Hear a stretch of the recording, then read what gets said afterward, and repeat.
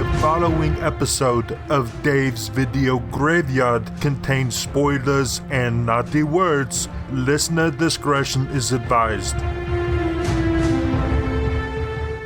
Of all the radio shows in the world, this is definitely one of them. Dave's Video Graveyard on 100.5 Wow FM. Okay, you people sit tight, hold the fort, and keep the home fires burning. And if we're not back by dawn, call the president. It is 100.5 Wow FM. A good evening to you. I'm your host, Dave, taking you through Dave's Video Graveyard for another Monday night. It is an absolute pleasure to be with you, whatever you may be doing. Don't forget, if you enjoy what you hear this evening, you can join in the conversation tonight. Dave's Video Graveyard on Wow FM. Simply find us on Twitter, Facebook, or Instagram. Let us know where we've gone wrong, where we've gone right, and hopefully you're having a great night. Now, this evening, it is a guest choice special, and I'm joined by a very special guest. He is the host of the Adelaide Horror Podcast. We are joined by none other than Zombie Joe. Zombie Joe, how are you? Hey Dave, how you going? Hi everyone, thanks for having me on. Thank you so much for being here. It's so cool to be here.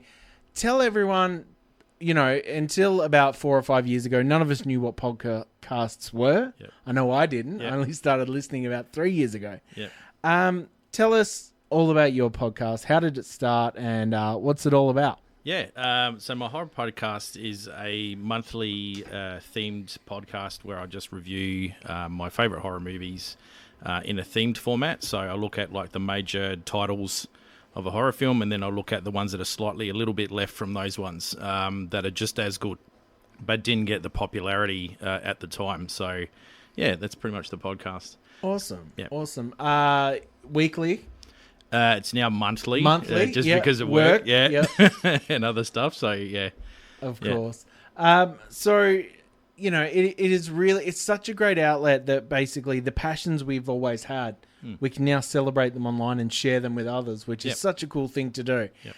And I was really interested with your podcast because it's not just movies. It's a very, even though it's such a broad range spectrum that is horror. Yep.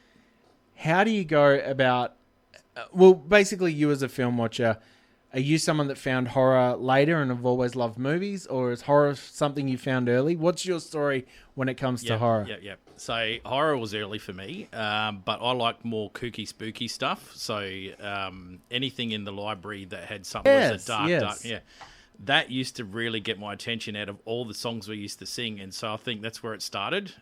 It's funny you say that. That's very similar to my aversion, my love of horror when I was younger. Yeah. You know, the likes of Trapdoor, the likes of Meg and Mogg. Yep. I used to love those books. Yeah. I used to constantly borrow Where's Wally from the library at school and go to the Transylvania page and draw all the little Draculas and all that. I loved the imagery, and then I was also a huge sook when it come to horror movies. Yeah. Horror movies scared me so much. It wasn't, honestly, I can comfortably say, all these people that say, I grew up watching The Evil Dead and all this other stuff. Yeah. It was 2002 before I wasn't too scared to watch horror movies. And I know that for a fact because the only reason I watched 2 horror movies back to back, I went on a date with a girl for the first time. I was going to say, it was the only reason you'd get me in the cinema to see a horror film. And I saw Scream 2 back to back with Alien Resurrection. Wow. And it wasn't a great date because I was terrified of the movie. So nothing, there was nothing else going on that evening. But yeah, it's really cool because horror was almost an outcast subset of film love for a very long time. Yeah. Even to this day, the likes of the Oscars and the awards still too scared to touch it. Hopefully things are changing with the likes of Get Out and stuff. Yeah. But have you always loved horror? Like, obviously you said about when you... it's always kind of been my go-to or what I've been always interested in. So you'll go into the library, you look at the scary book, I'll gravitate towards that. Or VHS stores, you'd go straight to the scary section and see, and because I was growing up in the mid-'80s, we had all those classic title artwork on the VHS tapes that was more nightmare fuel than the movie itself. I do love, and I will say the independent horror is keeping the matte painting alive. Yes. When it comes to those, because back in the day, all the classics had the big, like the big movie studio painted front cover. Yep. So, you know, I think of things like The Thing, John Carpenter's The Thing. But then still to this day, because of like the likes of the big movement of like everyone getting into exploitation horror when it comes to Grindhouse and stuff, now you get like, you know, all the sub like Hobo with a Shotgun and stuff that have those really amazing classic style covers. And horror just does it better than anyone else, I think. Because they push that boundary that the other cinema guys wouldn't want to touch. And they it gives you that kind of license to really kind of push the boundary as much as you can without being completely banned. But that's why it's good. So you mentioned Video Store earlier. Are there some VHS covers that stood out to you that stick in your mind? Yes. So Sleepaway Camp used to confuse me because I was thinking, geez, that poor person with the missing sneaker, and why is there a knife through it? Like, because I was a kid, like I didn't get what was going on. But as I grew older, I was then reading the letter at the back going, you know, dear mum and dad, I'm not coming back. You know, and I was like, oh, okay, what's going on here? So, and then eventually I saw the movie and I got the whole thing and I loved everything about it. It all clicked and made sense. Evil Dead 2 with the skull looking at with me, the like, human and I idols. was like, "Oh, what's going on there?" It creeped me out, but it used to make me laugh at the same time. I used to find that funny. Fright Night terrified me. That was a massive cardboard cutout, and it was coffin shaped. I remember the VHS at our local had the coffin shaped. We had a big cardboard kind standee of cutout. Yep, standee thing. It would have been about 6 foot easy because my dad walked past it, and it was almost the size of him. But it was that smiling woman, that fog behind the house, and I was just every time I looked at it, I used to look down at the floor because it just terrified me, man. And that pretty much was a huge trope of the horror covers that we're talking about, like the eyes in the sky over the little thing, and like it kept going. And I remember like things like Wes Craven's The People Underneath the Stairs, that had the big skull above the little tiny house, and it's a dying art form, I think. And like I said, independent horror seems to be keeping it alive. Because, you know, you get your Marvel, which is all just photoshopped with rainbow colors, and Star Wars. Even Star Wars posters aren't painted anymore. They're all just photoshopped. Awesome. So you had to come up with a list of 10 all-time favorite films. Every week I'm told by guests how hard it is. I've never had to do it, so I don't know. How did you go? It was fun. Not hard, but I was like, okay, because I liked so many films, I was like, okay, I'm going to kind of crunch it down to 10. And then I thought, well, okay, I'll look at the stuff that I liked growing up and really took my interest. So the 10 that I picked were the Goonies. No, we'll get to them tonight. Sorry, I was jumping ahead. Yeah, don't get too far ahead. What are some honourable mentions that didn't make the 10? Can you think of any? Dick Tracy and Spaceballs. Nice. Pandora last week. So yeah, very great episode. You know, both great movies and both very different as well. Was there anything else that just didn't make the 10? No, this was the 10 that made it. Yeah. Yep. Awesome. Well, as you know, we've sent you the High Fidelity quiz where we get to know a bit about you as a film watcher. Yep. So, what was your local video store growing up? So, in the collection over the years, I had 8. But the top 3, the first one was, I can't remember if it was whether like a movie land or whatever, but it's at where Brunelli's Cafe is on Glenburn Road. And yeah, so that's where it used to be back way in the early 80s, and then that finished. And then up the road from that, there was... where was that? It's on the corner of Glenburn Road and Paynham Road. Oh, yes, yeah. Yeah. And so where Brunelli's Cafe is, one half of that used to be the video shop initially. You used to walk down. There was like a step I remembered to get in, and, you know, they had the naughty corner where they had the actual beads. I remember the beads. But not, iconic. As a kid, don't know what the beads were, but I was just fascinated with the beads and didn't know what was actually inside that area because I was still a bit too young. But yeah, so that was the first video shop, and then up from that was on what have we got here? It's now Anytime Fitness on Lower North East Road. So I had many lives. It was a video shop, then a chicken shop, then it went back to Blockbuster, and now it's a fitness centre. So it's had many lives. Down on Goodwood Road, I reckon it's Colonel Light Gardens. There was this corner store. Yep. And it was a video shop. Yep. Then it was a Barnacle Bills. Then it was a video shop again. Yeah. Then it was a Curves gym. Yeah. Then it was a Blockbuster Yeah. for about 18 months. Wow. And to this day, I'm guessing it's probably, I think it's a chemist now. But Yeah. there's just, it's so funny. We lived in a time like, through the 80s and the 90s. Every corner store, every little street, every little suburb have their own little mum and pop stores tucked away, video shops. Now they're all gyms. Yeah. It's the way the world has changed. Yep. It's so funny. All right, next question. Let's have a look. Pretend you're 10 years old, which of course you're not far off. I'm We there know now. that you're only 11.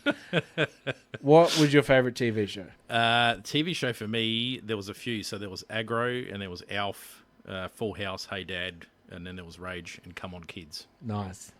Questionable name, but yes, very good show. Yeah. That was Marty the Monster, wasn't it? Yes. He was the, yes. Yes. What was your favourite ice cream? Mine was Buffalo Bill or Cornetto's. Nice. A classic. Anytime Buffalo Bill gets mentioned. That or Rainbow Paddle Pop. Yep. Timeless classics. Yep. Your favourite junk food as a kid? Favorite junk food was Hungry Jack's or Macca's. Oh, man. How I was boring. just grateful to get either one. So that's I grabbed it when I could. Favourite book as a kid? It was R.L. Stein, The Babysitter. And R.L. 1989 is when I first got introduced to R.L. Stein. So, yeah. I used to read the Choose Your Own Adventures, but never quite understand how to do them. I was like, this makes no sense. Yeah, no. And your favourite toy as a kid? G.I. Joe. Nice. Yep. And we're not talking the American big gym style the little ones. mini ones with the helicopters and the boats. And Awesome. Did you have many? I did. I had a collection of figurines. I remember if I did well in my spelling each week, I got a G.I. Joe. So I think my parents kind of regretted that deal, but because I did well in spelling. A G.I. Joe was about $7 when we were kids. Yeah. But a packet of Corpse, the Leonard Corpse, was $5, and you got 6 of them, a couple motorbikes, and heaps of weapons. So all my G.I. Joes grew up having Corpse weapons because they were cheaper, and that's it. You're allowed to have them a lot more often. Yeah. All right, you're in charge of picking a new Mount Rushmore of actors or actresses. Yes. Who gets a run? Morgan Freeman, Vincent Price, Al Pacino, Clint Eastwood. Nice. That is a very distinguished list. Yep. Was there anyone that almost made it on? Well, I was kind of debating other stuff through the actors and actresses, but then I kind of pulled away from it and said, right, who does a really good and bad character at the same time, who can pull it off very easily and be convincing in both roles? And those were the guys that came ahead, even though Clint Eastwood's never really played a bad guy, but he's played someone pretty close. Yeah. So, yeah. Would you prefer to watch a movie at home or at the cinemas? Oh, cinema. Yeah, you're a big cinema goer. When you do go, what's your food of choice? It's I get teased about it, but it's a large Coke, a large popcorn, and a choc mint choc top. Oh, that's a classic. Yeah, Whoever's teasing you about that, you need to get better friends, because that is a classic lineup. That is just a sophisticated evening at the cinema. It's like reverse the truck in and get all the snacks for Joe. Because and then when you come into the new era, you grab some Maltesers, but you're in the classics. Yeah, I don't like the Maltesers. They crunch too much, and then I'm freaking out about everyone else getting angry at me. So I remember once getting a packet of Lay's chips and a popcorn. Might as well set Never off again. a frack grenade. Yeah, never again. Honestly, my hands were so greasy, I couldn't grip the bag to open, and it was just constant noise. And I could feel the stairs. You know the way modern day you can see someone's phone light up the cinema. Yeah. The glances that I was getting from eating these chips, I put them down and had pretty much the longest I've ever gone with an open packet of chips. That's for sure. Did you leg it before the I did. credits I slide did. started? Thank God it wasn't a terrifying. Marvel movie. It was a terrible movie though. Yeah. Okay, name an actor or actress you'd like to spend a night with. It was Selma Hayek. Nice. Because I'm a happily married spud. Yes, as am I. That would have to happen in an alternate universe. It's so revealing. I love this question because so many good people such as yourself, you even in such a fantastical hypothetical, you're still thinking about other people's feelings. Yes. That's not me. Yeah. My answer also would be Selma Hayek, but totally different rating scale. Yeah. Which film didn't get a sequel that you think deserves one? Now, funnily enough, Goonies 2, now that already does exist, but I'm not I want to do a remake of it. Does it exist? Goonies 2? I could have sworn. I didn't think so. The closest I saw was that J.J. Abrams Super 8. There was heaps like the Goonies. Unless I'm having a Mandela effect, and I think Goonies 2 exists. Perhaps. But, like, maybe it already... You might be thinking Ghoulies 2, because you're a horror guy. I might be thinking of my version of Goonies 2, but, like, and I want it to happen. So I'm putting it out there with the energy. Nice. Goonies 2 would definitely be the sequel for me, where it's 40 years from now, all the guys, they're all old enough. And they've got parents have died, they've got the house, and they go back and they find another treasure map, and it kind of kicks off from that. Copyright. And they could all have their own kids as well. Yeah, to that's make it. a And family. then yep. Love it. Yep. All right. Who would play you in your biopic? What I did was I just looked up, typed in Ringer people and actors, so then I knew who I could pick. So this one kid popped up, Charlie Stewart. I'm not sure of what he's done, but he looked vaguely similar to my '89 Batman picture over here. So I went, right, he's got the immediate casting. For me as an adult would be Christopher Hyde. I can never pronounce his last name. He's the guy from Game of Thrones. With the beard. Yeah, I know the guy you mean. Yeah. I struggle with Scandinavian names very badly. It's Hy-Vee Jew. I apologise in advance for that. The guy out of the Thing prequel is what we'll call him. Yes. Yeah, I can see that. Yes. I can see the complexion. And, of course, shout out to tonight's show sponsor, Sunscreen, because we're both packing it on. We are both very olive complexion persons. I'm very grateful you dimmed the lights in the studio. Well, I just pulled a CD out of the player and flipped it, and we're now both sunburnt where the stream was. That's it. Good times. And the old version of me would be Jay's Cosmo. Wow. Yeah. I can say I like that you've given thought of casting through the ages. That's fantastic. It's going to be obviously a very long movie. I apologise. It's going to be like Atonement or something like that. Which movie... I know you're a horror fiend, but which movie did freak you out as a kid? It was It, the TV version. Yep. I did okay. The build-up was really strong, and then the ending dived. Yep. The giant spider, I was just like, what's going on? But the lead up into that really kind of shook the nerves a bit and scared me in the right places. So even the remake did the same thing for me as well. So, yeah, definitely It is up there. All right, Hollywood comes calling. They say, Zombie Joe, you're in charge of the next big reboot from your childhood. Movie or TV show, what would you like to reboot? It'd be a TV show. I want to bring back Come On Kids, because I was on Come On Kids for an episode. Really? And I met Do you have... I'm not doubting what you're saying. Yeah. Do you have Video footage? evidence. My mum has it, yes. Wow, Yes. that's incredible. Yes, I still remember some of the recording to this day, like standing there, getting the kid next to me got slimed and it hit me, and I was like, so robbed not living in South Australia as a kid, because you could have gone on episodes of Couch Potato, was shot at the ABC building. Come On Kids, obviously. Andrew Fife from Hey Hey had that quiz show called What's That, where he used to draw things and you had to guess what it was. Yep. I've met people that have been on all these shows, and I'll never get over it. Yep. But the height for me, even though it wasn't South Australian, Yep. a friend of mine in Brisbane, she started a letter writing campaign and got her school on Amazing. Oh, well. And her teacher chose chose 3 of the well-doing kids to go instead of her. That's how it worked. And she never got over it. Yep. The fact that her letter got them in the door and Yep. she didn't get to be on Amazing. And I was like, that's how I feel. Someone finally knows how I feel not being on Amazing. I'm just going to cry for the rest of the episode. Yeah. Name one famous person you would like to hit with a hammer. There's a few, and I'm blanking on the name. I might have to I'll have to come back for that one. I think there's a few. On my James list. Corden deserves a hammer, so I'll give him an honorary one while we wait. Yep. If you could make the entire world's population watch one movie, how are you using that power? Yes, to be really cruel, I was going to say Gone with the Wind, but I thought, that tortured me. It's no end. So it's definitely Good, Bad, and the Ugly. Good answer. Yeah. Classic.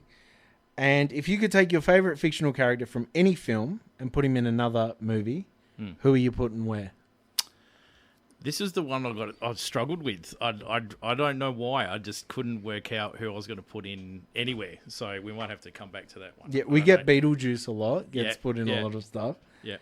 How many movies on a good week would you watch? I'd say 3. Yep. Really depending on the time, but how with Netflix and Stan and everything available, and I can watch it during my lunchtime breaks, I kind of slip in movies wherever I can, even if I'm watching it for 20 minutes and then I pause it and come back to it. So, yeah, it's always about 2 or 3. Yeah. Awesome. Well, that is a high-fidelity quiz, and the only question we have left to ask. Your movie gets made, it comes out, you're sitting in the cinemas with your popcorn and your mint choc top and your large Coke. Yep.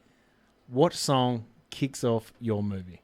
My movie song, for me, now, I don't think it will be an opening title. I think it will be the end credits, and that was Nothing Else Matters by Metallica. Awesome. Well, let's hear that now. This is DVG with Zombie Joe. Steven Spielberg presents The Goonies, a Richard Donner film. Join Mikey, Brand, Andy, Mouth,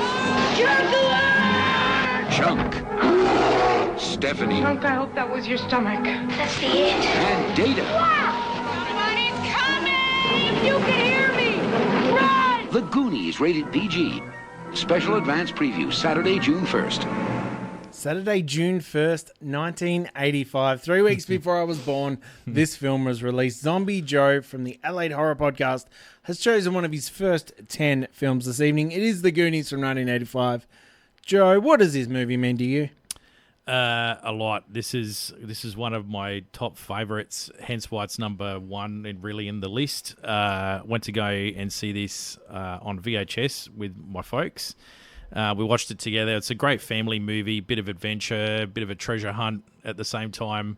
Because it's the 80s, a bit of like highbrow stuff that you wouldn't usually put in a kid's film, but it was in there anyway. And yeah, just many fond memories. I related a lot to Chunk. That was kind of my geeky, kind of gooky little thing that I was. Yeah. So a bit quirky was the word I was trying to say. So yeah, related heavily with him. Can still do the tubby shuffle if you can. So yeah, everyone probably listening is going, Joe, do the tubby shuffle. He's currently doing the truffle shuffle right now in the studio. It is very good. It's quite funny to think. Like, I love seeing the way directors progress from films they've made, and it's funny with Richard Donner because obviously he did amazing Superman movies that everyone loved. He did this, and everyone was like, "Oh my god, he can stand toe to toe with what Steven Spielberg's doing, who obviously produced this movie." This is one of the famous Amblin Entertainment films. This one is a classic that not only is something we grew up loving, but it inspired so many of those lesser versions of the same film. So you know, you got things like I'd even say that Hook is a lesser Goonies for the most part. How often do you revisit this one? I'd say once a year. If I can, maybe twice. But do you usually, force your family to suffer through it? They haven't seen it yet, but it'll be on the cards for sure. Yeah. Yeah. Awesome. Do you remember the first time you saw it? Is it something you saw at the cinemas? Or no, at home? It was at home. It was on VHS. So this was what we hired from the video shop and took back. So there would have been the family group of movies, and this would have been the video that would have been picked for me because I was like 6 going on 7 when I saw it. So yeah. No, awesome. No, it is a really good movie, and I always love when Corey Feldman comes up in a movie because he is like the linchpin of everything that was great about the 80s. Yep. Like so much of pretty much every movie he was a part of was a classic for such a long time because you know he got to be in this, got to be in like Stand By Me, got Friday to be in the Gremlins, 13th. Friday the 13th. Yep. He really was the Lost Boys. He was present for so many of the big movies of the 80s. Yep. If you were to recast this, could you imagine recasting this? I couldn't. I really couldn't. Yeah. I thought about it. You mentioned you'd love to have them as older, the same actors playing themselves as adults. Yep. And then you get new talent in now. There's a lot of new talent now in the movies and stuff like that. You just have to go really to Stranger Things or the current, Ghostbusters movie that's about to come out. Those little kids are doing well. They're not little kids, but like they're doing well. And so I'm sure the casting agents will be going right, you, and you, and you, and they would recast it instantly for me. But The reboot for me would definitely be the OG crowd, but we'll just be older. That's all. Yep. Did you hear the story about Richard Donner gifting Sean Astin the original pirate map? Wow. And it was his prized possession. He took it home, and he was so his mum found it while cleaning one day and thought, "What's this old piece of ratty paper?" Threw it in the bin. So you made me excited and horrified at the same time, Dave. Well done. So different. Have you seen that there is a deleted scene from this movie, which I'm not sure if it's ever been released, but you can see bits and pieces scattered throughout the movie. When they're at the pirate ship, they actually get attacked by an underwater sea creature, like a giant octopus. Yeah, it's like a tentacle. Yeah, and they show a lot more of it, and it's quite it's so funny how many people I grew up with whose kids look like Sloth. They post their photos, and I'm like, oh, look, it's Sloth from Goonies. Well. It's pretty funny. I recommend, if you get a chance on YouTube, there's a guy from Frankston that does Minty Comedic Arts. He does a lot of 10 things you didn't know about Goonies and stuff. Right. And he's really annoying, but he's really great. Okay. It much like myself. Yeah. It evens itself out. You get over his shortcomings. Yep. Because of how informative his videos are. Right. I was just watching one this afternoon, getting ready. No, I'll check it out for sure. And do you sing Cyndi Lauper in the shower? No, this is the only Cindy song that I'm not overly keen on. I don't hate it, but yeah, I'm not overly keen on it. I think, everyone kind of jumps on and joins in the kicking session that it is, but I just look, that's what the song was. That's it. It's not going to wreck my life, but yeah, it's not the best one either. Yep. Awesome. Let's jump back into the music as we continue the conversation about your 10 favourite films. Where can people check out the Adelaide Horror Podcast? So I've got a Facebook group, Adelaide Horror Podcast, Instagram. You can write to me there. I message back to pretty much everyone that contacts me. And I've just started on TikTok, but I'm not doing any dance weird videos. They're just kind of alerting everyone of a new episode. So, yeah, I'm still the grandpa on TikTok, so I'm trying to get used to it. Well, I'm the creepy uncle. It's a good place to be. This is DVG. This is Dave's Video Graveyard. It is 100.5 WOW FM, Dave's Video Graveyard with Zombie Joe from the Adelaide Horror Podcast, talking us through his favourite films of all times. Quick shout out, we mentioned TikTok twice just before we went to the songs, and if you mention, much like Beetlejuice, if you mention TikTok enough times, my all-time favourite TikToker that isn't involved in cleavage or pimple popping, one Miss Villain Visage sent us a message, so shout out to her. She's one of the coolest follows you will ever find on TikTok. Agreed. One of the only reasons to be on there, and the genuine person that got me on there, so many thanks to her, and of course the Brains Trust of DVG. If ever I'm in doubt, go to is Villain Visage. Now, we are talking all about the classic Christmas film. I don't care what anyone says. Agreed. I'm not here to argue. From 1988, John McTiernan, the man behind not only just Last Action Hero and Predator, but the film we're talking about right now, Die Hard, featuring Bruce Willis, who at the time was a TV soap star.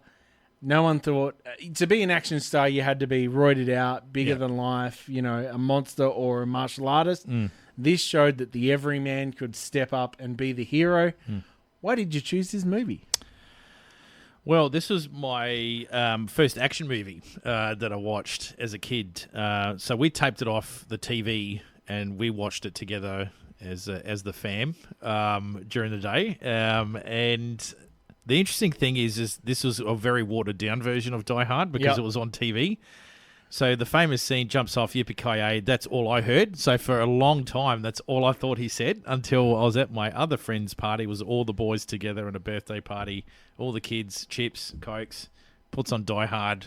That scene comes on, and then Fudge and Mudge Notes comes on after that, and I'm like, whoa. I was like, what? He was like, yeah, he says that all the time. I'm like, not in my version that I saw. It's so funny. Yeah. I had a edited for TV version of Rocky Horror growing up. Yeah. And it was a much shorter film. It made no sense whatsoever. Yeah. Then I got a bit older and saw the real version. I'm like, what's this? This must be a director's cut. They're like, no, this is the actual version.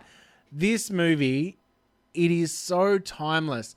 So many things that happen in the real world make me think of Die Hard.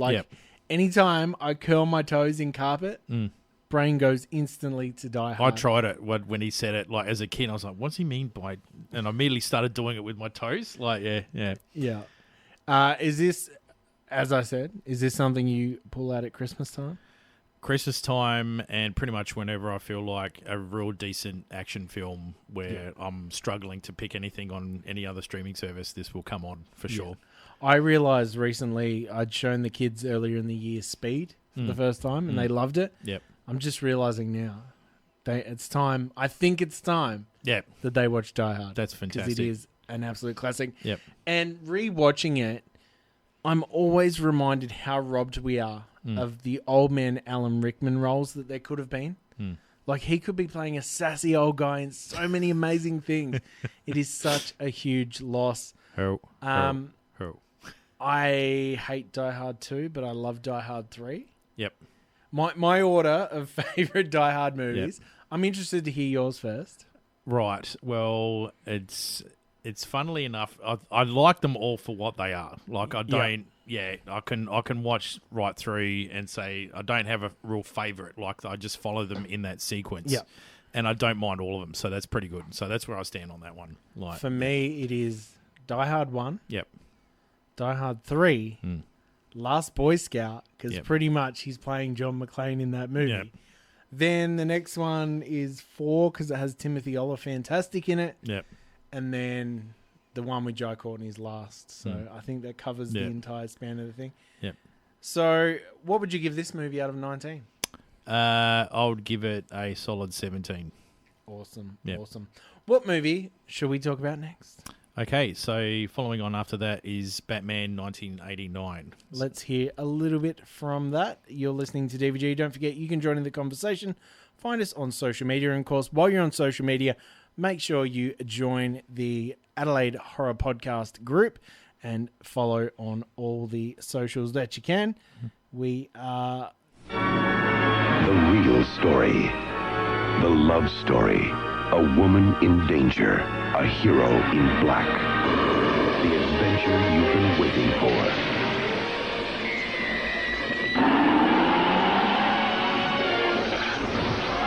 Where does he get those wonderful toys? What are you? I'm Batman. Rated PG-13, now playing at a theater near you. I love audio from 1989. We are talking about Batman, directed by Tim Burton. Before we get into it, can I share with you something that blew my mind this week? Well, I'm gonna. Tim Burton didn't direct Nightmare Before Christmas. Hello. So that tell blew me more. my mind. Tell me more. He produced it and he put his name on it. Yeah. Because I remember as a kid there was Tim Burton's Nightmare Before Christmas, and there was I reckon it was Tim Burton's Addams Family. Didn't direct either of those films. I'm gonna have to throw them out the list because I've actually got a Burton section on my DVD thing, and now it's just all been a lie. I know. Anyway. It blew my mind. Anyway, we are going back to where Thanks, Dave. our love affair pretty much 1987 he did Beetlejuice. 1989 he changed not just superhero films but films in general. The way they were marketed, the way the toys were tied in for kids. Nothing was like this before this film came out. It had 60 songs by Prince in the thing. I hate the Bat Dance music video. It used to scare me as a kid. Why have you chosen Batman 1989? Batman 1989, first time comic book movie for me, and also at the cinema as well. So it was just bigger, louder. It was just amazing. It was Batman, so I didn't collect the comics as a kid and stuff. I just used to read them when we used to go shopping out in the city Friday nights. So I used to nick off to the comic shop area. Used to flick through the Batmans and stuff like that. Or you'd get some sometimes in the Raw Show. You used to get them a little bit, or you got Phantom Comics. So that's how I used to read them that way. And then, so when Batman came out at the cinema, I was like, yeah, 2 tickets next. It's such a lost rite of passage getting a Phantom comic in a sample bag show bag. Yeah, yep. It's like Birdie Beetle was in cahoots with the Phantom. Yeah, and now it's not around anymore. You can only get those little small ones, I think, on the newspaper if they're still around there too. Are you excited for the Flashpoint TV event that's coming up with Michael Keaton reprising his role as Bruce Wayne and perhaps Batman? I am now. Didn't know that? No, It's coming. It's already filmed. It's finished, so it's Far really a out. thing. Yeah. I've got nothing but love for this movie, and I find myself late at night on YouTube just going down rabbit holes, just finding out more things about this movie. And the most recent was finding out about the guy that produced this, went on to produce Wild Wild West. And he's actually the reason that the Nicolas Cage Superman movie with Tim Burton was never made, because he was so obsessed with the idea of a giant spider that Kevin Smith, who was writing it at the time, said, I'm out. I don't want to be a part of this film. But he made Wild Wild West in 1999, and we got the giant spider and Selma Hayek. Yeah. So, yeah. And absolute banger from Will Smith. Blessings. So it's just, it all plays into each other. Yep. How often do you revisit Batman 89? To be honest, probably once a year. Yeah. Yeah. Awesome. Out of 19, is this a 19 film? This is again another 17. Now, not only is this film important to you, this ties into your childhood. You were showing me some memories off air. Yes, I've got a Polaroid picture of 1989. You could line up with the Batmobile car. This is at Target in the city, which is now the bottom part was like an empty foyer area. And one of the promotional things is that you could go and stand next to the car, which I did, and the girl said, no, you can lean on it. So I've got this Polaroid picture now of me leaning on the Batmobile. So I had a lot of big energy leaving that room after that day. Man, it was so good. I still say 1989 was one of my classic years, and that's one of my highlights for that year. And yeah, I was hunted around and I actually found it, so I'm still very stoked that I've got it. But yeah, it was a really good memory, and just seeing the car in the flesh just blew my mind. It was so good. Amen to that. What movie would you like to talk about next? Pet Sematary, 1989. Let's get into it. May the Lord bless you and keep you. Has anyone ever buried a person up there? Daddy's gonna do something really bad. Sometimes that is better. If it doesn't work, I'll just put him back.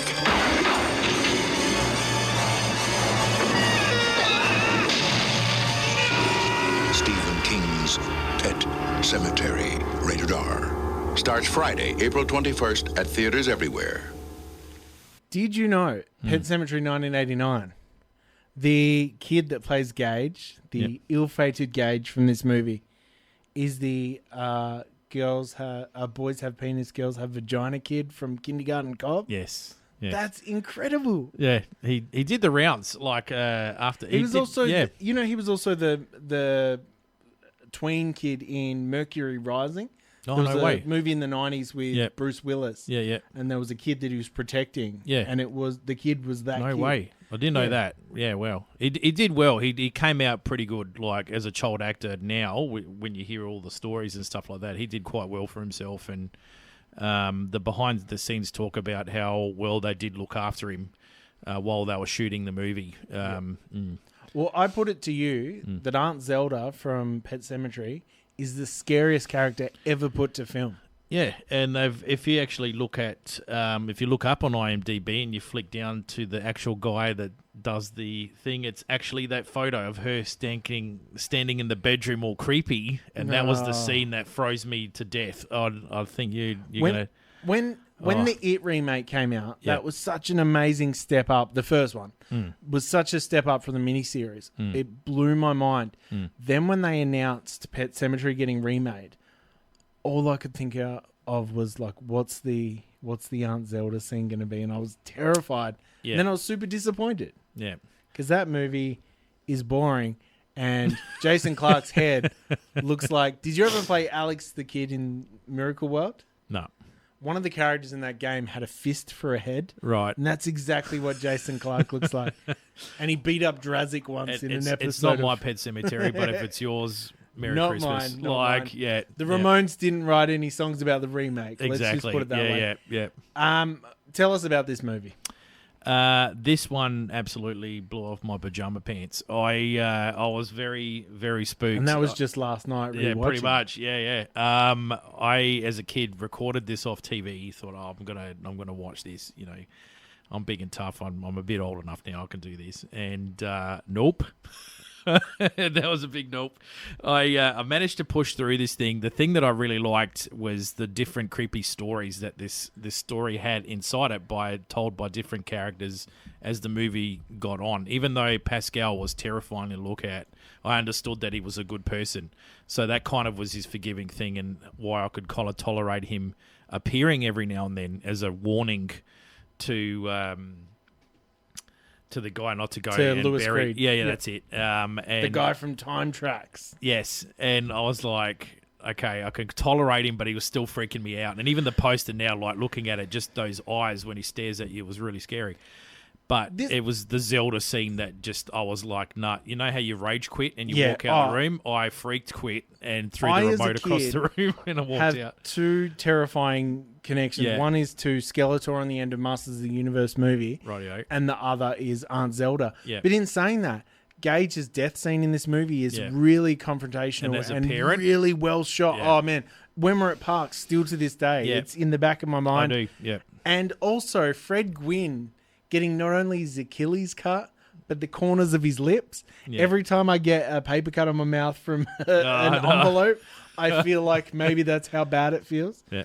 I even enjoyed the second one with Clancy Brown. Yeah. Who was in it? There was Clancy Brown, Edward Furlong from Terminator 2. Thank you. That's the one. I enjoyed that as well. I thought they were both great. I liked it too, especially when the guy picked up the dirt bike and he was revving it and going near the head. And I was like, what is going on here? That blew my mind. Nothing like seeing the Kurg and put someone's face in a motorbike spoke. Brutal.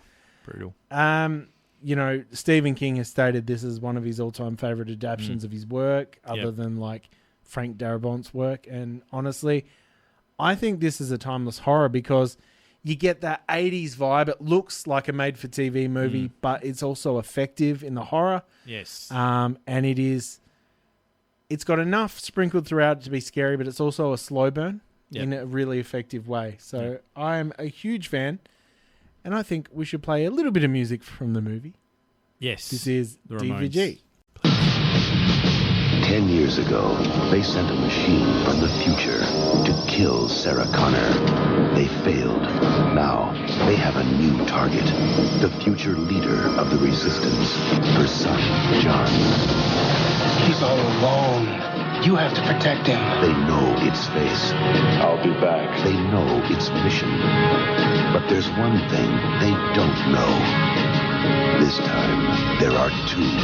Terminator 2. Stay down! One, programmed to destroy. The other, programmed to protect.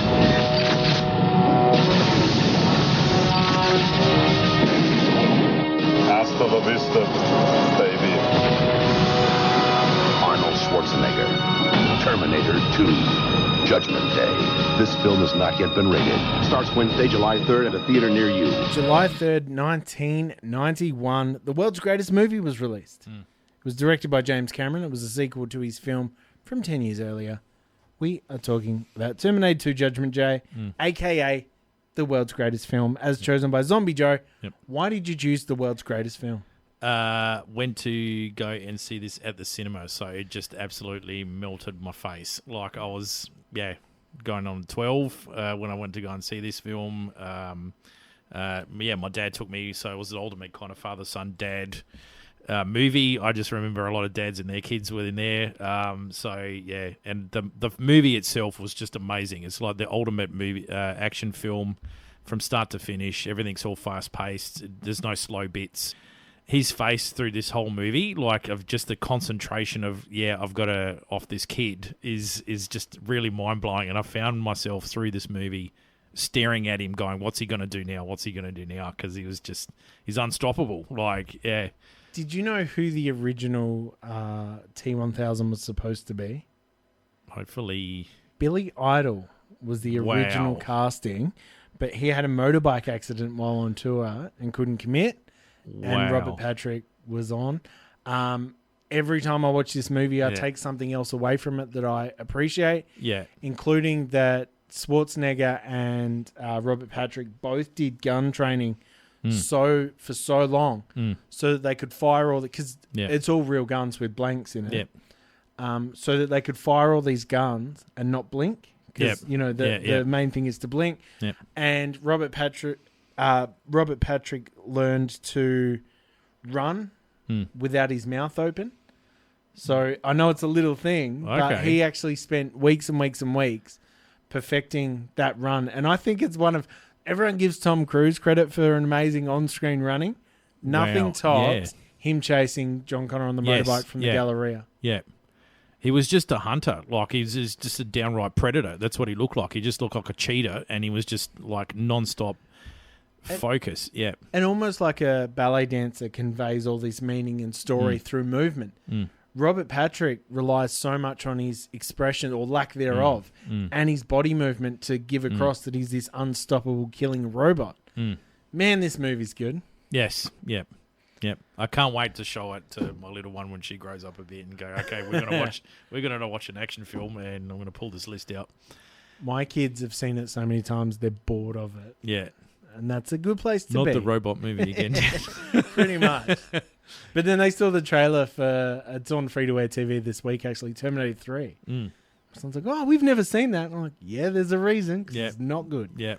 How often do you revisit this one? Again, a couple of times a year, and this is pretty much where the Terminator stuff stops for me. Like, I just do the 1 and the 2, and that's it. That's fine. Yeah. I revisited this one in 2019 in the cinema, because I never got to see it as a kid, and wow, what an experience that would have been for you. It was. I was just holding my popcorn and my Coke for a good long period of time and didn't drink or eat because I was just staring at the screen, kind of like watching TV without my mouth open. Maybe I should have trained like that because I was just gobsmacked what I was looking at. That is incredible. Amazing.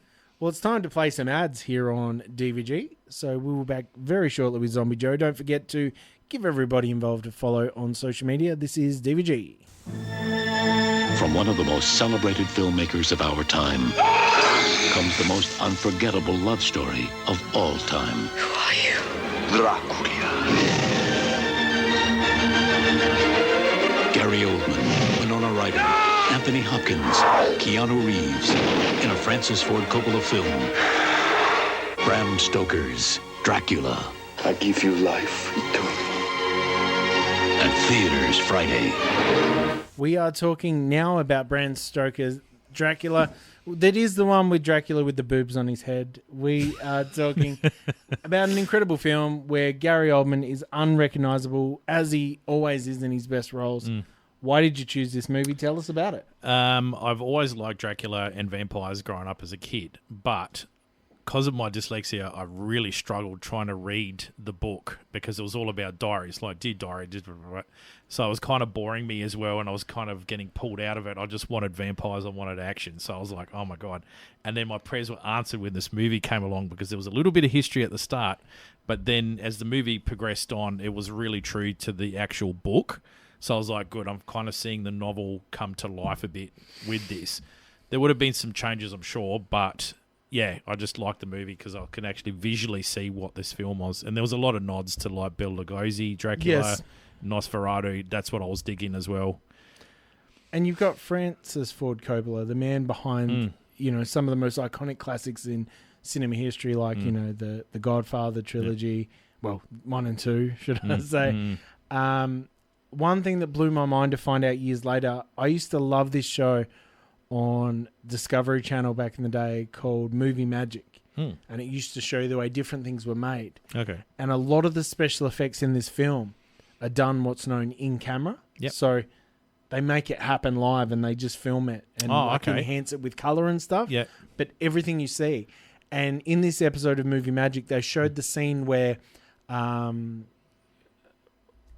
Reeves' character is riding, I think Jonathan Harker, is it? Yeah. He's riding to Winona Ryder's character, and their words are appearing up on the horizon. And then Dracula's eyes come over the thing. That was all done live, just in camera, and I was like, that is incredible. Phenomenal. I never knew that kind of thing existed at the time, and it's just so incredible. This movie, I think, like, I talk about the game changers. So, like The Matrix inspired how well science fiction looked moving forward. Fight Club inspired how well gritty dramas and stuff looked. This inspired so much of the Dracula mythos, the way it looks, the way it's portrayed. Obviously, Dracula Dead and Loving It did a great job as well. How often do you revisit this one? Because I feel like you got to be in the mood for this one. Of all your choices so far, this is probably the one where I'm like, oh, sometimes it's a chore to get into because you know it's a long journey. Yeah. So when I was writing, and I was writing a vampire short story, this would be on that list to watch to get me in the mood for it. Yeah. And then I'd listen to other music and soundtracks and instrumental, and that will kind of help me as I'm writing. But you'd listen to Sisters of Mercy and light your black candles. And so that would get me in the mood. And, yeah, so this movie helped me a lot visually to it kind of that inspiration to write my characters. So Awesome. Zombie Joe, you're the man in the know. Where are we heading next? We are now going to another vampire film, Dusk Till Dawn, 1996. It sounds interesting and not sexual in any way. Let's get into it. Do you want to live through this? On ancient ground, a terrifying evil has been unleashed. Now, 5 strangers are our only hope to stop it. Oh, yeah! On Friday, January 19th. Richie, look out! The Showdown Open the door! is on. From Robert Rodriguez, from Quentin Tarantino, from Dusk Till Dawn, rated R. We are going back to 1996 when one of the most important movies of all time was made. I just pray that you got to see this movie the same way I did by knowing nothing about it the first time you saw it. Is that what it was for you? Pretty much, yep. Walked in blind and walked out of it, blown away. Also, before we get into it, shout out to listener Jay, who's messaged in and said how incredible your list is. Yeah, thanks, Jay. That's awesome. As his always is, he will be joining me in December. We're covering the Spawn soundtrack. Oh, nice. So much like when people ask me what's in the folders on my computer, the answer is Spawn. So, from Dusk Till Dawn, this movie is 2 movies. Yes. You get a very gritty noir crime thriller for about 50 minutes. Yep. We then rock up to the aptly titled Titty Twister bar on the edge of Mexico border in Texas. Yep. The Gecko brothers are on the run from the Texas Rangers. And just over the border into Mexico, they're going to spend the night at this bar where they're going to meet up with their boss, played incredibly by Cheech Marin, who plays 3 roles. Yes. One of them being the most iconic speeches of all film time. Yes. Pet Shop Barn owned a cat shop. Like, it'd be the greatest breaker for that. Can you imagine? I wish Harris Scarves in the city sold pets just so that guy on the mic could do that spiel. What do you think about this movie? Is it something that you still hold very dear? Oh, look, this introduced me to Quentin Tarantino. I went away and I went, okay, I've got to start checking out this guy's movies. I started going away and looking into Robert Rodriguez movies after this as well. So this kind of all kind of spawned it off for me after I had almost a complete stroke over Selma Hayek's dance scene. And then I was kind of like, I don't know if I could go to the Crazy Horse anymore because in case of the risk of this actually happening, I was just like, it was a phenomenal movie, great action, great horror as well. The gore effects on this, the vampire. Greg Nicotero, the man behind The Walking Dead. Yes. Special effects. Yeah. Who learned from Tom Savini, who's in this movie. Yeah. And it was like a showcase of Savini's masterwork, with this. Even the vampire. It's funny because we just spoke about Dracula, the vampire bat in Dracula, and the vampires in this one look really similar. They really do. Yeah. So I was kind of like, these are kind of nods to that. And just really, really good. So I love the vampire band at the end. That was hilarious with the body part, Tito like and limbs. That's amazing. The Blasters song, Dark Knight. I love that song. You remember when the world fell in love with the Tiger King? Yes. A couple years ago, he had a song on that called "Here Kitty Kitty." Yeah. And it straight up had just stolen the cadence and melody from Dark Knight. No and I was way. Like, no one's calling them on this. No way. Man, that is a great song. Yes. What would you give this out of 19 and why is it 19? Oh, it's an 18. Yeah. It's an 18. Yep. And I just, much like the first time you see Fight Club, I wish everyone could see this not knowing anything about it because it just makes it such a the rug gets pulled out from under you, and it's like, what is happening? When the vampires start turning, and there's like all the vampire strippers start like leaning into the screen and like biting at you through that, and you feel like you're underneath them. That's just the terrifying part of it as well. It gave me that sense of Demon Knight. It almost had that feel that as well, like Tales of the Crypt. It's very Tales of the Crypt, and I often compare it to because Bob Gale and the guys behind Back to the Future wrote Bordello of Blood, and it never happened. And then they heard about this movie being made the same time, and well, we're not going to finish making this. I love that movie. And Bordello is good too. Like, the two are hand in hand. Erica Eleniak, we're just talking off air. Yes, if we were both had to do about boobs. Yes, exactly that, and also if we had to combine the two movies together for the DVD collection, these two would absolutely bargain hand in hand. Yeah, bargain bin for sure. That would be perfect. Yeah, awesome. They're very formative year movies for me, both of those. Absolutely. Where are we headed to next? We are going to Shaun of the Dead 2004. Shaun of the Dead. This is DVG. It's the best British horror film ever made. Oh, he's gone off! It's fast, funny, and furiously entertaining. Look out! And it's GQ's 5-star film of the month. Are you all right? Oh, thank God for that. Dire Straits. Kill the undead to get a ticket. Shaun of the Dead. Do you believe everything you hear on TV? Honestly, I cannot think of a more important movie that launched more things. Like, it didn't necessarily launch careers, but it sent everyone involved just on a rocket to the moon because we got Simon Pegg, Nick Frost become megastars. Edgar Wright, one of the best directors going around of modern times. The way he cuts his movies are so slick, so incredible. This movie started the Cornetto trilogy as well, which is 3 films I love. Tell us about this movie and why you picked it.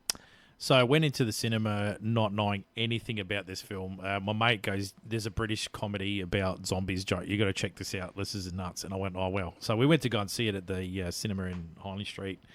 And midway through this movie, I was like, I've got to own this. This is just phenomenal. Why didn't I hear about this film?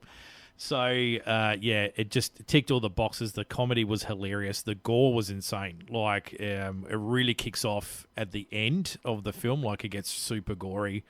The Queen dance scene, it was just everything about it is just so good and just really funny. It's funny, after Bohemian Rhapsody came out, my kids got heaps. And that's what you're thinking about it. And every time Don't Stop Me Now comes on, I'm just like picturing the pool cues. Yeah. It is perfectly, I think, like I was talking about Bram Stoker's, the way that inspired a lot of things. The way that comedy and wit, particularly dry UK wit, because, you could watch an American show, you could watch a UK show, and you could definitely see the difference in the wit and the comedy. This very much popularized that style of comedy, and it kind of was contagious. So we got a lot more of like your Rogans and all them doing this kind of thing.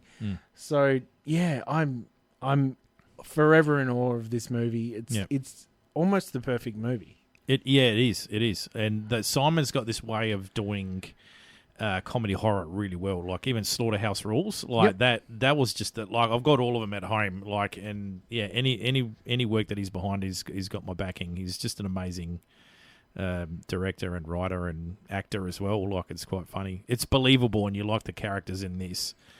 He's a total goofball. He's completely unresponsible, and somehow he's managing. He's a man-child, and it's about time us man-child got to be the hero of the film. Yeah. And he's somehow surviving a zombie apocalypse at the same time. It's just amazing. Yeah. And honestly, anything that spawns the genre romantic zomedy is perfection. Yeah.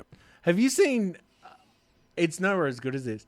But I also have a soft spot for Warm Bodies. Yes. Because of how much I love this movie. Yeah. Because it's got that humour to it, but also zombie. Yep. All right, let's jump back into the music, Zombie Joe. Before we continue your list this evening, we've got about 40 minutes left. Cool. Let's do it.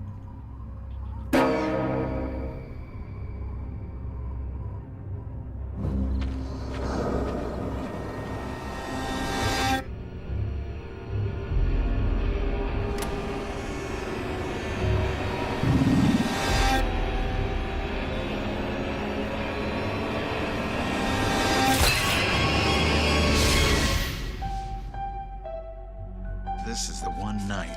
Don't forget your costume. All sorts of things. roam free.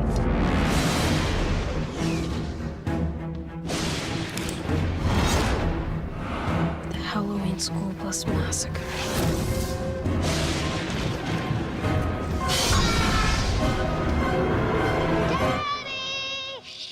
Be quiet. Why? You'll bother the neighbors. Okay.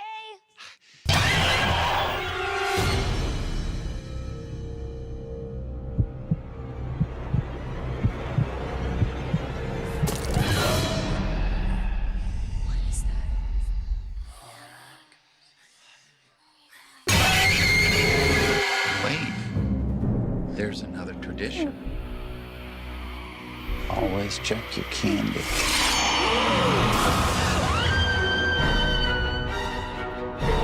We have to get out of here. We heard voices.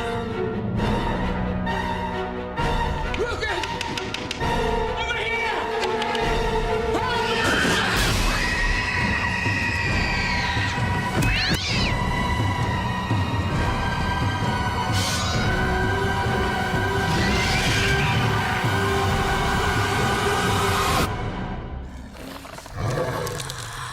You gotta be kidding me.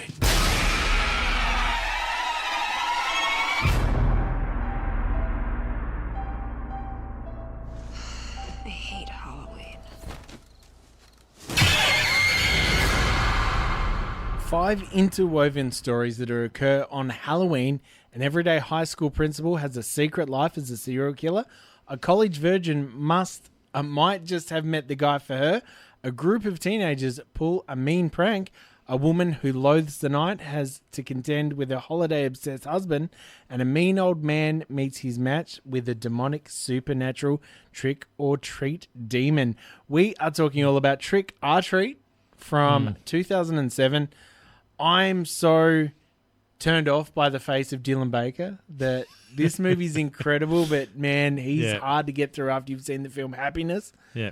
Why'd you choose this movie? For me, this just popped up in the DVD shelf when I was going through, a whole collection of horror films, and I thought, wow, I don't know anything about this film, and I'll check it out. And instantly blew me away. Halfway through this film, I thought, I'm going to own this. This is how you know I really like something, because I'm very picky what I bring home.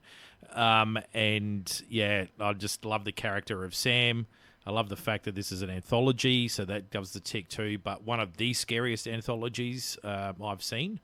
And also, too, everyone's got something going on and all the stories interconnect, and it's a blink you'll miss it kind of film. So you really start to pay attention at the start of this film all the way through, because everything all waves and weaves itself together by the end of the film, and you're just left going, holy smokes, I just think I've watched one of the best horror films.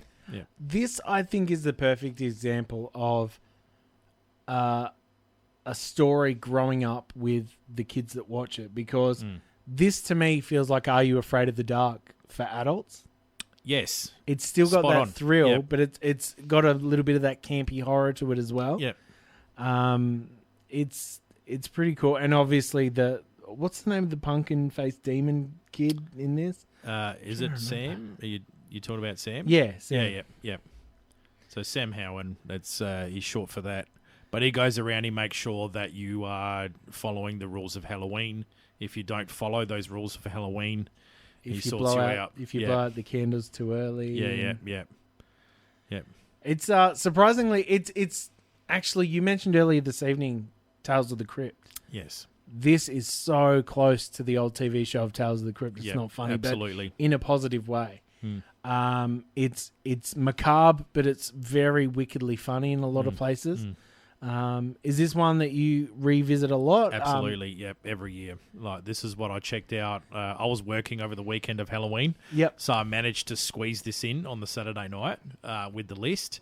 But yeah, I have to watch it. As soon as it came out, this is like every Halloween I check this out. It's definitely in the list. Yeah. And I love it each time. Yeah, awesome. Yep. What would you give this one out of 19? This is a solid 18. Wow. Yeah. And what's your favourite story of the 5? I think the one that I thought was really clever was the girls kind of egging this girl on to meet this guy in the park, blah, blah, blah, and then the reveal of who they are. And you didn't really see that one coming, but the bus haunting with the kids bullying the other kid and all that kind of. That's my ultimate favorite one. How the whole thing just panned out. And especially how the main character kind of deals with the whole thing as well. And I thought, wow, that was really good. Because I remember, I reckon it was about 2, maybe 3 years ago, Guillermo del Toro had the Stories to Tell in the Dark, or whatever. Yes. And I think that failed everywhere that this movie succeeds. Yep. It essentially wanted to be the same thing, but I don't think it tied together anywhere as well. Wasn't effective. And this looks fantastic. Like, I'm not sure of the budget of this one, but it's all up there on screen. It looks fantastic. The use of CGI, which quite often ruins a lot of modern horror, was done well. Is just done to enhance what's already happening. There's a lot of practical gore, like you said. Now, am I wrong if thinking there's about 2 other Trick or Treat movies? There's like 2 is coming out. It's been announced. Yep. That's what I was doing a little bit of research today, and he's come out and said yes, we are doing it. Michael Dougherty is the director, and he has announced he did Godzilla King of the Monsters. So right. He's got a lot of directing chomps behind him, and he's done Krampus as well. So he's got 2 coming out. So I was happy to hear about that because I'm looking forward to it. It won't be crap. Like I know it's going to be good. Nothing better than when a writer directs when it comes to indie horror. It just seems to the vision doesn't get lost on a different director, which you quite often hear is the case. Now, what do you think? What is your personal choice for the scariest horror movie you've ever seen? It does go up to It and Pet Sematary. Before I saw The Exorcist, the movie itself, the build-up, it's kind of the ultimate Star Wars fan. You build the movie in your head, and then you go and see it, and you get upset. So for me, it was the opposite. It was like this movie was terrifying me before I even sat down and watched this thing. Like, because, you see stills of Linda Blair, and you're like, oh my God, like, this is terrifying. And then I watched it, and I was like, and I watched the trilogy backwards. I actually did 2, 3, and then 1. Yeah, like, that's how I did it because I was just that much of a chicken about it, and I was kind of like slowly easing myself into this horror pool. And then once I watched the whole thing, I was like, wow. But what helped me was the making of it. I watched the making of it. Yep. And then that eased me into it. And then I was like, there was still some shocking scenes, but The Exorcist is in my top 3 as well. Because I remember when this was re-released, and it had the additional scene of Regan crab walking upside down the stairs. And that's the bit that scared me the most. So I found it funny that the one part that scared me the most is not The Exorcist that my parents grew up watching this movie and they were terrified of it. Yeah. And I always remember as a kid hearing nothing but, not horror stories, but mum and dad would be like, oh, remember when we saw The Exorcist, or remember when we saw, and the other one being The Silence of the Lambs. Yes. Like, oh, that was really gory. It was too much. Yeah. Don't ever watch that movie. Yep. And it built it up in my head. I was in the hair salon and they were talking about Silence of the Lambs. And I was like, what is this movie that everyone is talking about? Like, and so I remember the convos by the adults talking about it. It was scary. Everyone was talking about it. Yep. What are your feelings on some of, because obviously you're a huge horror fan. You like you like the unsung heroes of horror. What do you think though of the big guys when it comes to horror, the icons? So you're obviously a fan of Halloween. Absolutely, yeah. Halloween, Jason? Yeah, I like them all. Like I don't say I'm a devout Halloween fan and stuff every other franchise. I'm not like that. I like all the franchises for what they are. Each character has brought their own feel to the genre. So I like them all. I can't bring myself to say I hate something because it's just not true. I just like all of it. It's really great. I tried to do a revisit of everything. I got through all of Friday the 13th, loved them. Yep. All the Freddys, loved them. Yep. Really, really, really struggled through the Hellraisers. Okay. 1 and 2, amazing. From 3 on, I was just like, kind of this goes is a little chore. bit everywhere. Yeah. Yeah. They kind of lost the tone. Like, whereas I find a lot of the other, with the notable exception being Halloween 3, a lot of the other franchises keep the tone, or they change it in a way that builds. Whereas I feel they went from gripping and exciting in the start of Hellraiser 1 and 2 to just boring slow burns. Yep. And I was quite disappointed in that.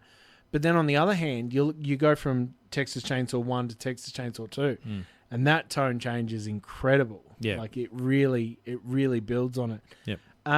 What do you think would be your all-time favorite horror franchise? Oh, that's a tough one for me. Because I know you're a huge fan of the zombies. Yes, for me it's Halloween.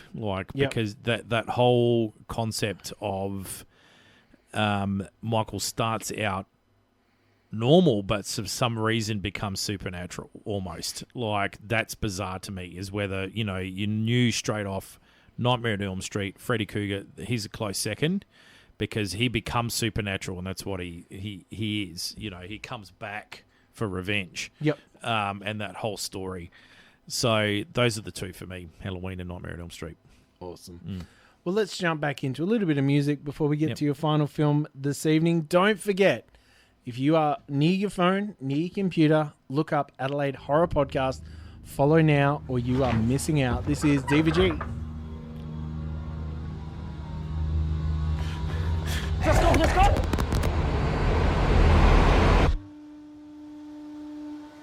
It's been like this the whole time, Deacon, on dishes, and it still hasn't moved in 5 years. You're a cool guy, but you're not pulling your weight in the flat. Oh, I'm glad to hear that I'm cool. No, that's not the point, though. Yeah, You're missing I the know. point. Not a flat meeting about how cool you are. When you get 3 vampires in a flat, obviously there's going to be a lot of tension. Viago was an 18th century dandy. Look, a ghost cop. Vladislav is a bit of a pervert. This is my torture chamber. Deacon's like the young bad boy of the group. I'm supposed to pay rent, but I don't. The trouble with being a vampire is you have to be invited in. Come into the bar, please. Will you invite us in? We need some fresh blood. Hi, my name is Nick. I've been a vampire for 2 months. My friend Rich is a bouncer. He'll invite us in. Gentlemen, you are most welcome. Nick is so much fun. I'm a vampire. Vampire! Such a dick. Nick, why don't you use the front door? You want to draw attention to this house, You've got a whole documentary crew following you around. You let a vampire hunter into our I don't house. let him in. I just gave him my email. He doesn't... Kill you! I'm already dead! You will not eat the camera guy, maybe one camera guy.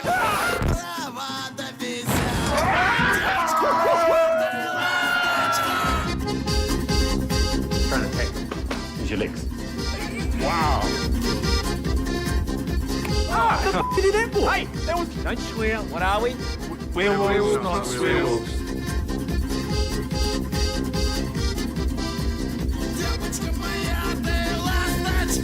When you're a vampire, you become very sexy.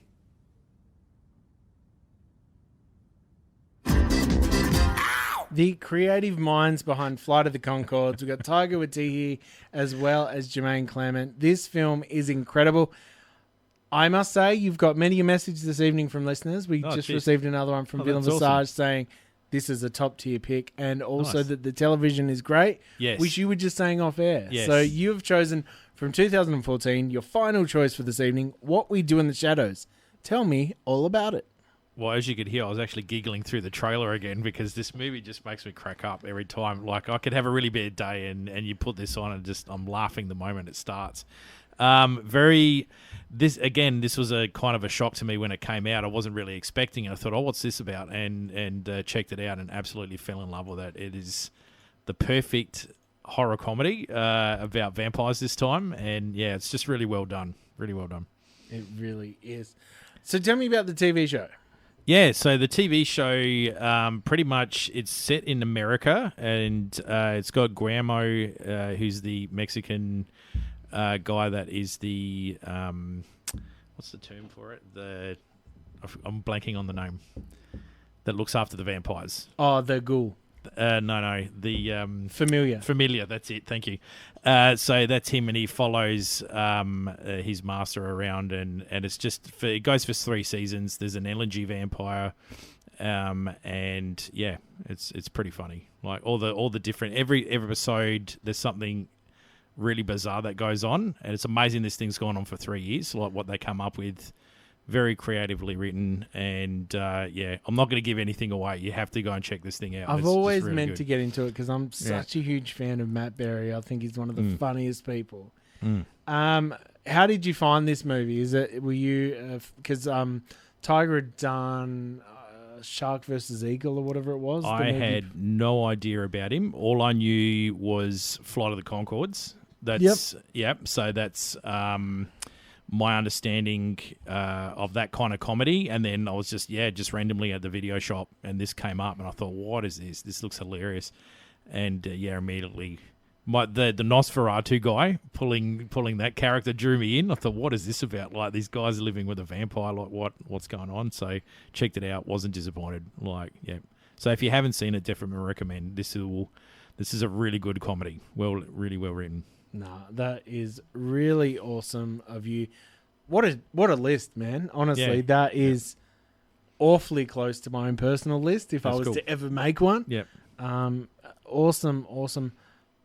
Tell everyone where they can check you out one more time this evening. Yeah, sure. So Adelaide Horror Podcast on the Facebook group. There's a YouTube channel and also on Instagram as well. And I just started TikTok, so yeah, that's like a grandpa on TikTok. But yeah, just go onto the Instagram if you want to contact me on there. Cool.